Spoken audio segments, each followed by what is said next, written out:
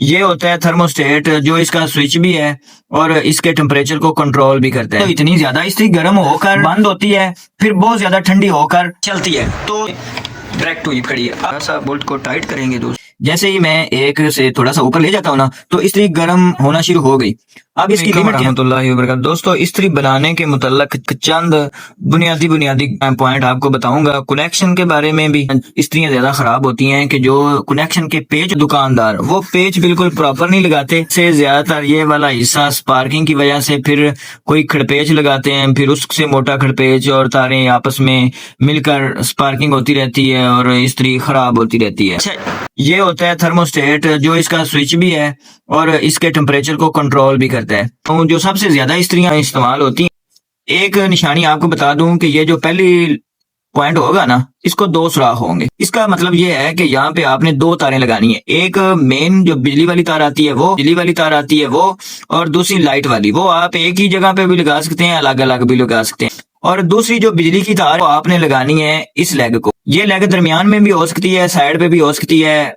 मैं आपको देता हूँ कि एलिमेंट है ना, ये गर्म होता है, बेस होती है, ये गर्म होता है। ये जो दो साइडों वाले पॉइंट है ना, ये आपकी लाइट के हैं। लाइट के इसलिए एलिमेंट गर्म होगा तभी लाइट चलेगी ना। तो लाइट हम एलिमेंट के ऊपर लगाते हैं कि जैसे ही इसको करंट मिले तो लाइट जलना शुरू हो जाए, तो हमें अंदाजा हो कि अब हमारी इस्त्री गर्म हो रही है, अब इसके अंदर मतलब करंट नहीं जा रहा, अब ठंडी है। ये दो पॉइंट हो गए लाइट के और ये हैं जी एलिमेंट के। ये सिंगल पॉइंट बचा, एक वापस का करंट इधर लग गया, एक इधर लग गया, तो ये वाला करंट दोस्तों इस पॉइंट में जाएगा बड़ी पतरी में। और ये वाला जो नुक्ता होता है ना, यहाँ पे हमारी एल पतरी जो थर्मोस्टेट को एडजस्ट करने वाली होती है ना, ये हमारी ऊपर लगती है, जिसको हैंडल के साथ हम ऊपर नीचे करते हैं। हैंडल के अंदर भी एक पतरी लगी होती है, इसके अंदर होता है एक सुराख ना। जैसे ही हम इसके अंदर पतरी डालेंगे ना, ऊपर नीचे होगी। जिसकी ये ऊपर नीचे नहीं होती वो तकरीबन खराब होती। ये ऊपर को जा रही है, कितनी बाहर आ गई पता। जैसे ही हम ये ऊपर बाहर आएगी ना, वैसे वैसे इस्त्री ये 6 नंबर पे बहुत ज्यादा गर्म होगी। जैसे ही हम इसको नीचे घुमाएंगे तो ये देखें तार अंदर जाना शुरू होगी, ठीक है, ये 0 पे ऑफ होगी। अच्छा, अब ये वर्क करवाती है इस थर्मोस्टेट को, और थर्मोस्टेट ये वाली पतरी इस पतरी को करंट देती है। इन दोनों पतरियों के जो शुरू में ना एक लचक और नरम पतरी लगी होती है, लचकदार, जो कि जैसे ही ये इसके अंदर टेम्परेचर इकट्ठा होते हैं ना, तो ये पतरी के अंदर लचक आ जाती है, गर्म होके ये नीचे जाना शुरू हो जाती है। अब दोस्त पूछेंगे कि ये वाला जो एडजस्टमेंट है ये किस मकसद के लिए है। इस नट के जरिए बुनियादी इसकी एडजस्टमेंट करेंगे। इस पतरी को हमने कहाँ पे रोकना है, इस पॉइंट के कितना नजदीक रखना है। अगर ऊपर रखेंगे, इस पेज को खोलते जाएंगे तो इस्त्री जल्दी गर्म होगी, मतलब हो सकता है कि डायरेक्ट ही हो जाए। जैसे जैसे हम इसको कसते जाएंगे ना, ये इस्त्री कम गर्म होगी, ये पॉइंट नीचे चला जाएगा। नीचे जाता जाता हो सकता है कि इतना नीचे चला जाए कि ये वाली जो ऊपर वाली पतरी है ना, उसकी पहुंच से दूर हो जाए, ठीक है। जब इसकी पहुंच से दूर हो जाएगा तो फिर ऊपर वाले एडजस्टमेंट से ना हमारी इस्त्री ऑटोमेटिक वर्क ही नहीं करेगी।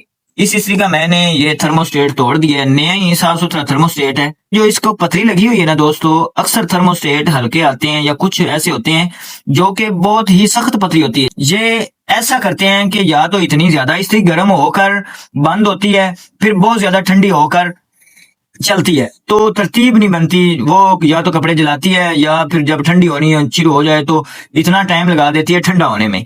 थर्मोस्टेट का ये प्रॉब्लम है। अंदर बोल्ट नजर आ रहा है ना आपको, उसकी एडजस्टमेंट किस तरह काम करती है। अब ये मैंने लगा दिया जी 200 वाट के सीरीज पे, ठीक है, चल रहा है, और ये देखें डायरेक्ट हुई खड़ी है। अब हमने इसकी एडजस्टमेंट करनी है, ऐसा बोल्ट को टाइट करेंगे, इसकी एडजस्टमेंट होगी। अब पता नहीं कहाँ पे ये स्टार्ट होगी, इस नुक्ते पर ये स्टार्ट हो चुकी है।